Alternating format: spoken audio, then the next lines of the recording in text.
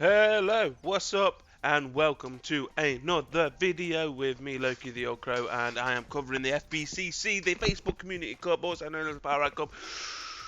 And here we have the third installment of the Butt Pirate vs Cyuffo fight, and it's the semi-finals, folks. The semi-finals. That means there's another. Hold on a minute, maths isn't good. 2 more fights until we know which one carries the day, which one's the champion. And I said that Cyuffo is a particularly good player before, and I said we might see him in the finals. Not sure how this one ends up, but we're going to find out, ladies and gentlemen. We're on Arabia again. It looks like blue has chosen Britons again, and pink's gone for Lithuanians. Let's take a look at Lithuanian Civ card, the tech tree, and see what kind of stuff we can expect. So, the cavalry and monk civilization, they start with 150 food more. They got spearman line and skirmishers, they move 10% faster. Garrison relic gives +1 attack to knights and Laytis. Laytis. Unique unit is the, I'm going to call it the Laytis because I don't really want to call it a Lettis. Unique text is hill fort and tower shields, and they give town centers +3 range and spearman line and skirmishers 2+ pierce armor, which means they should be flipping good against the Britons because they've got good cavalry and they've got good skirmishers. They've got fast skirmishers with 2 extra pierce armor. Once they get their unique tech, excuse me, it's still the morning for me. And there's a lot of phlegm in my throat. Team bonus obviously is that monasteries work 20% faster. For those of you who don't know Britons, there are foot archer civilizations. Town centers cost -50% wood in castle age. Foot archers have +1 range castle, +1 in imperial for +2 total. That's +2 total for me and you. Shepherds work like a quarter faster. Unique unit is the longbowman, obviously. Unique text is yeoman and warwolf. Trebuchets do blast damage and +1 for archer range, +2 tower attack for yeoman. Team bonus is that the archery ranges work 20% faster. So without further ado, let's get right into it. And by right into it, I mean we're going to zoom forward because, as you'd expect, even though it's an low elo cup, the people that sort of rise to the top, the cream of the low elo scene, the openings are pretty standard, and there isn't really going to be many mistakes made. Well, yeah, I think that Britons are going to be in for a bit of a wild ride on this one. Angry boy, what? I just missed something.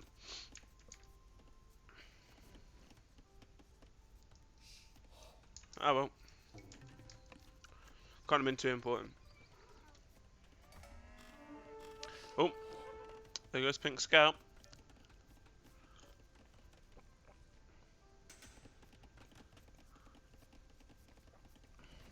Play with fire, get burnt. Obviously, we've seen in the last couple of fights that Pink likes to go early aggression. Very early aggression. Put blue under the cosh before he hits feudal, but that's not happening. I think, by the looks of it, Pink's first into feudal is going to go into scouts. My guess is going either into scouts or he's going to go fast cast, get some of them latest people out. It's anybody from Lithuania in the chat, Labus, stick how I should pronounce that in the comments, not in the chat. I'm not doing a stream. So Pink's got 2 scouts coming out. Whether that's to scout or to attack, we don't know. It looks like it's going into attack, to be honest, because he's got 2. He's just put 2 out. I wonder if this is to try and goad blue into overreacting and producing more village. It's 3 now. Producing more military units than it needs to, and therefore slowing down his castle time. Great little house wall there, protects all of this stuff here. That's really good play by blue there. And that's going to be his mainstay, is gold and wood, because obviously it's archer civilization. And wow, that scout got et up, forcing some unnecessary idle time there for blue's eco. Now blue's going to start creating spears. I think you're going to see skirms actually. We're going to see skirms and scouts, and then it's going to go into knights and latest, I'd imagine. Skirms coming out now. Skirms, kind of a weird strat to play early when you haven't seen the fact that they haven't got out an archery range yet. It's sort of like a preemptive attack, but the problem is if blue sees the skirms come out, blue's going to be less inclined to go with archers. He's going to try and meet him with either man-at-arms or scouts himself. That's really good. Defensive tower going up.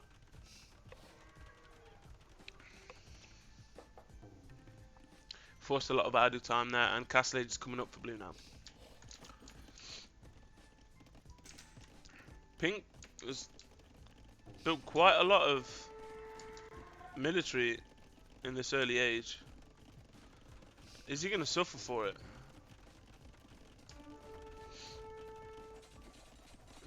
Skirm's really not an effective raiding unit in a feudal age. Look at that from blue. That's really good defense from blue.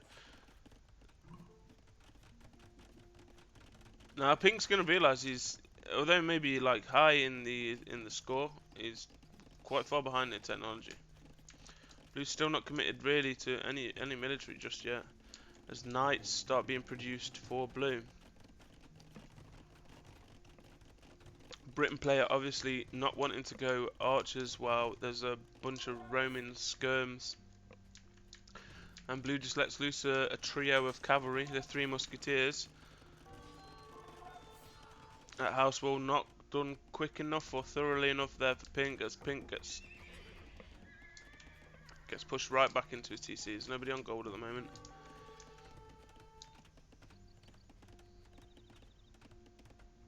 You need to seal this bit up here as well, so you can just go around. Oh, that bit there, yeah, that's pretty good as well. He doesn't get it off in time. Town Center's doing next to no damage to his knights. He's left a gap. Oh no. Is he going to trap him? Is he going to trap these knights? Yeah, he's trapped the knights. The knights are trapped. That's a really good play. That's a very good play. The only problem is he trapped him in with his villagers, or his villagers going to die now. Lost a lot of builds there, did Pink, and Pink's dropped from being the score leader now to being behind by quite a margin. I say quite a margin, it's only 200 points. But that's enough to buy. It's enough to buy him some time.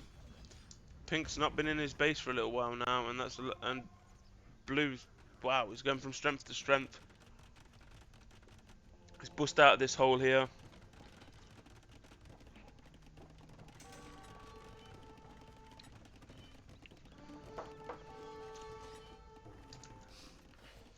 Knights get sawed off by some skirms there.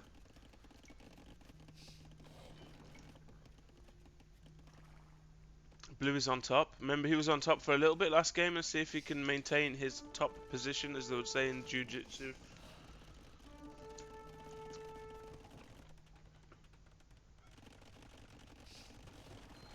Second TC coming out for Pink now.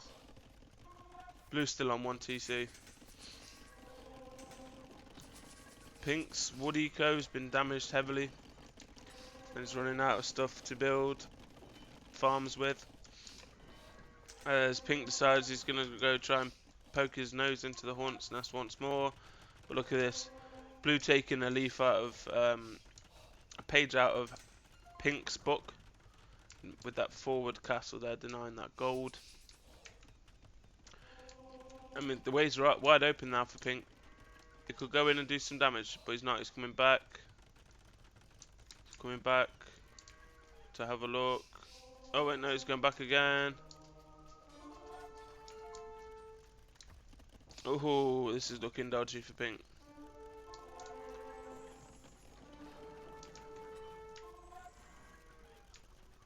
It's looking increasingly bad for Pink now, as Blue gets down a forward TC. Pressure coming in from all over the shop. What is this? Why is this all the way over here? Oh, he's trying to stop the Lithuanian player from getting the relics. Because obviously, as we've seen earlier, the relics add damage to Pink's units. No, sorry, add attack to Pink's Lettis and Knights.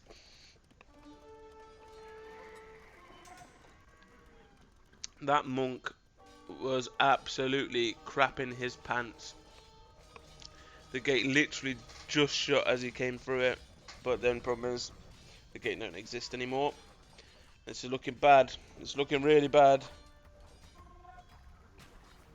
Really bad for Pink. Pink getting harassed all over the map at the moment.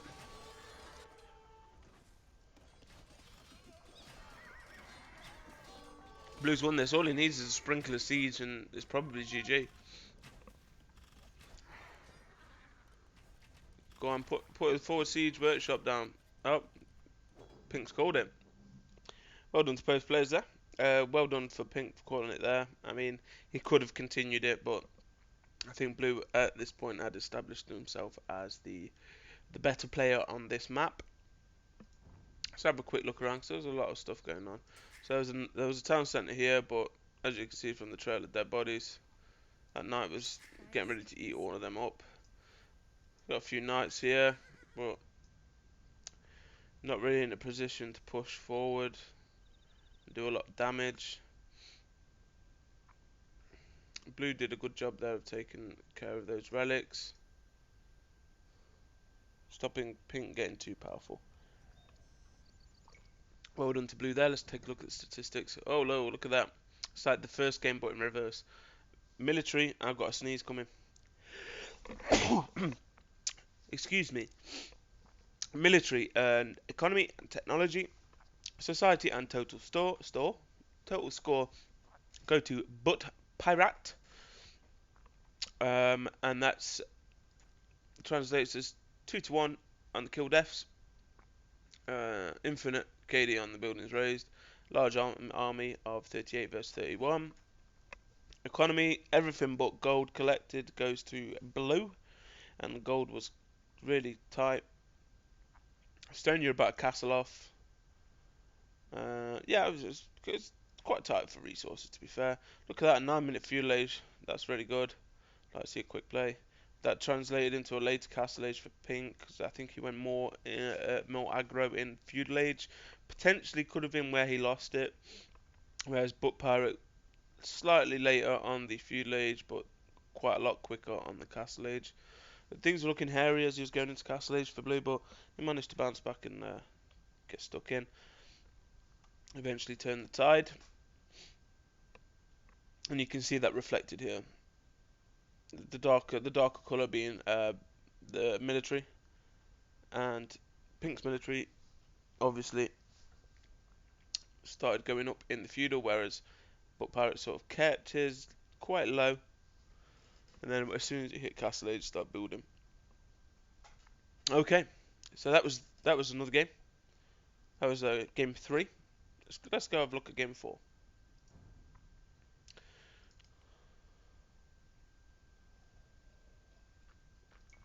So, Pink is Aztecs. Blue is Incas. We've got meso. We've got meso map. Meso. Okay, let's take a look at the stats. Yeah, so we're on Arabia. I thought so. And let's have a look at the units, the civilization technology trees. And Incas are infantry civilizations. Start with the free llama. Villages affected by blacksmith upgrades. Houses support 10 population. Buildings cost 15% less stone. Kamayuk and Slinger are their unique units. Now let me have a look at Kamayuk. Is it the one I am thinking of? Yeah, they're spears. They have increased range. They have a extra tile or so range on their spears. You should have a look at their spears. I wonder if we'll see them. They're huge. Unique techs, Andean sling and fabric shields. That gives skirmishers and slingers no minimum range, and Kamayuks, slingers, eagles have +1 armor and +2 pierce armor. Team bonuses, farms built 50% faster. I'm not sure how good that is. Somebody hit me up with that. Aztecs are infantry and monk civilization. Villagers carry +5, by the way. That is terribly written. villagers carry +5 what? Oh, me and you obviously know it's resource, but villagers carry +5 is what is +5? What is a +5? How much does it weigh? Um, Military units created 10% faster. +5 monk hit points for each monastery technology. That means you can produce some super monks. Start with +50 gold. Jaguar is the unit. Atlatl and Garland Wars are your unique techs. That's skirmishes +1 attack +1 range. That's really interesting because sometimes they can outrange people's castles. Garland Wars is +4 infantry attack and team bonuses. Relics generate +33% gold, which is good if you're playing a long game. But with Aztecs, you don't want to be playing a long game really. You want to be attacking early and taking control of the map, and eventually finishing with elite eagles. So as we look back on the previous games, we've had a plethora of different civs used. I think blue used Britons twice, but that is about it. Each time has been different other than that. We've had Lithuanians, Spanish, Incas, Aztecs, Britons, Celts. We've took a long and winding road through the civs of Age of Empires 2DE.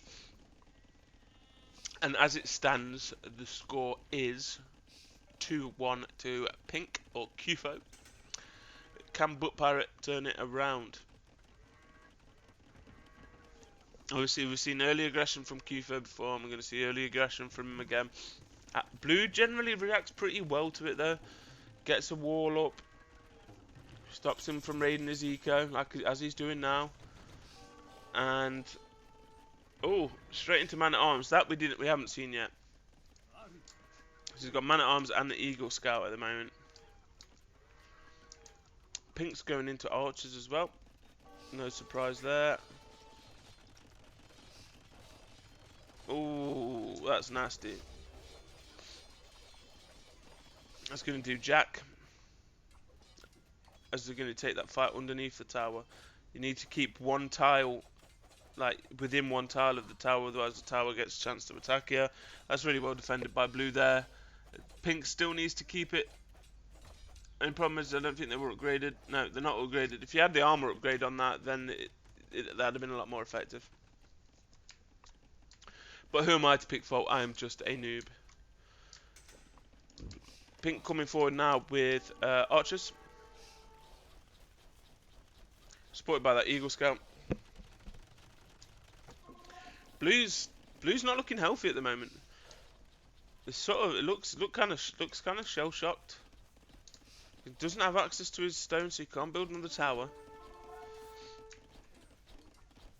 As we see eagle on eagle action here.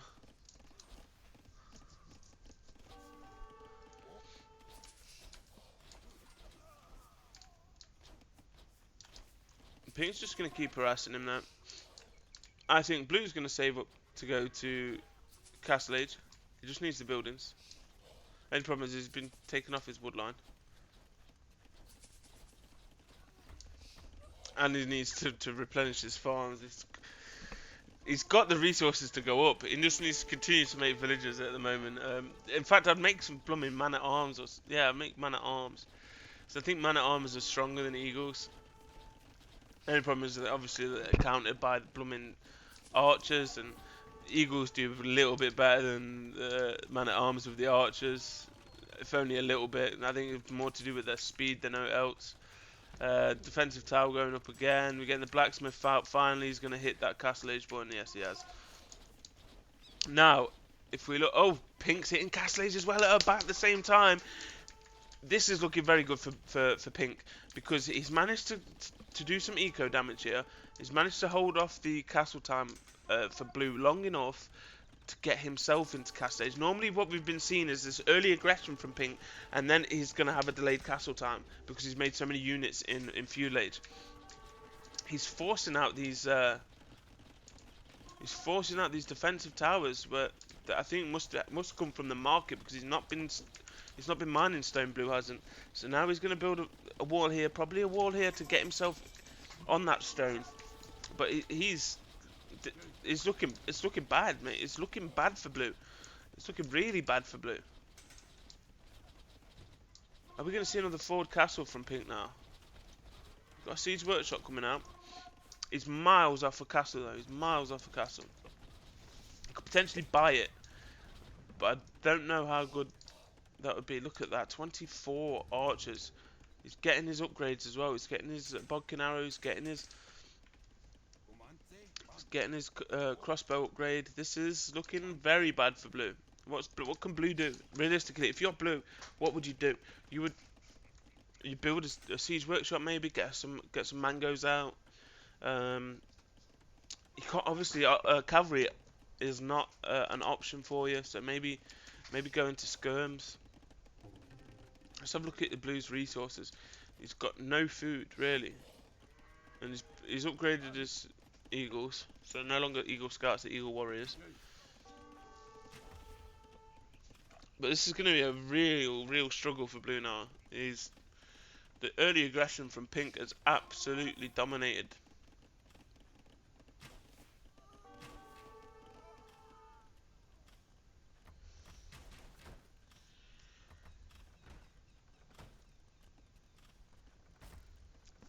Pink's making him commit to a fight.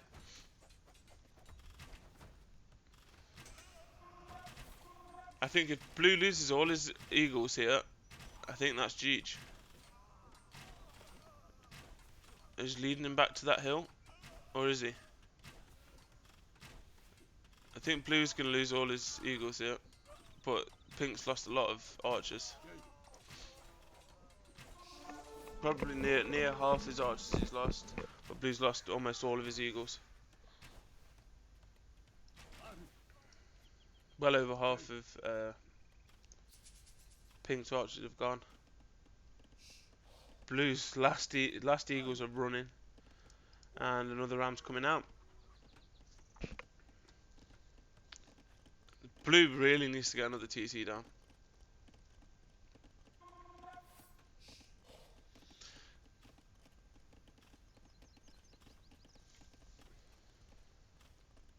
And needs to go to skirms as well.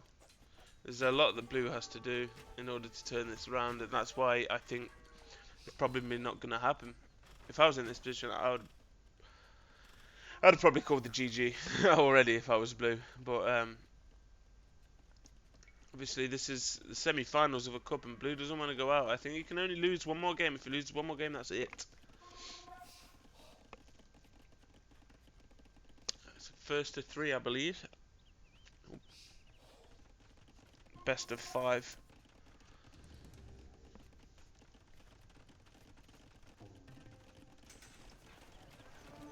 Siege workshop's gone up now. 200 swordsmen. Or is it long swords? Long swords. Long swords with crossbows. 2 rams. Mangoes come out. It's going to take some godly work with that mango to even up the odds here.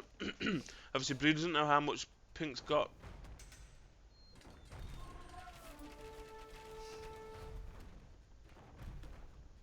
That's some nice micro there, though. That's a really nice micro from blue. You can't take that away from him. Took out a ram, but look at this. 54 units with 2 rams in.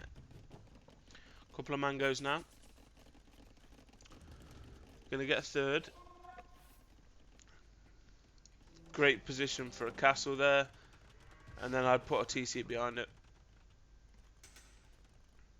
The only problem is that obviously means that you need to bring out all your military units here to cover that, make sure that castle goes up. And it just happens to be at this exact same time that pink's going forward from a different angle.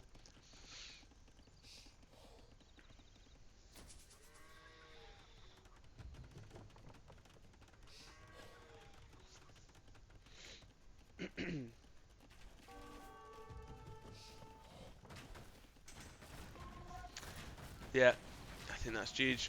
Unless these mangoes do some absolutely barbarically good work. Nah, They're not going to.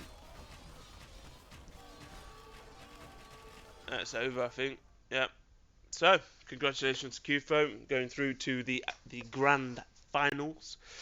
Not sure who he's going to play just yet. We might see Butt Pirate playing for third place against the loser of the next bracket. But let's take a look at the statistics for this final game, which sees Cyuffo go through to the grand finals.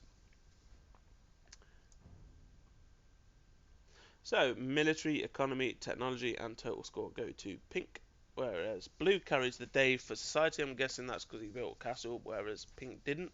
Yep. Military 60 to 43 KD, and then we got 3 buildings raised versus non-lost. Largest army 66 versus 25. This tail of the tape shows you that this particular map was pretty one-sided in favour of pink. Villagers, not really much in at 6. I guess that's 10% though if you've got 60 vills. Stone collected, blue takes that, whereas pink really wasn't interested. Had no interest in building those spear units. And yeah, that's basically it. I just want to say thank you very much for both of you for submitting the games for me to commentate on. I've really enjoyed it. There's some really good games. There's some great back and forth in a couple of the games. I think blue was potentially unlucky not to go through. Pink's skills obviously shone and was able to make his own luck, I guess, and go through to the next round. So nothing left for me to say, but thank you very much for joining me on this one, ladies and gentlemen, and I look forward to doing the finals, which I may or may not do either live or potentially, I'm not going to mention it, but potentially I could have another person, the Cups creator, come in to commentate with me, potentially, and there's some other bits and bobs in the pipeline as well. Going forward, I think there's going to be a few more different types of content coming in on my channel. I think I might do a few Rocket League replays. I've been playing that a little bit recently, and there's been some pretty funny happenings and some good games. But anyway, that's for another video and another time. I want to say thank you again. Like, comment, subscribe, share the hell out of these videos, and let's see if we can grow a little community here. Thank you very much, and good night.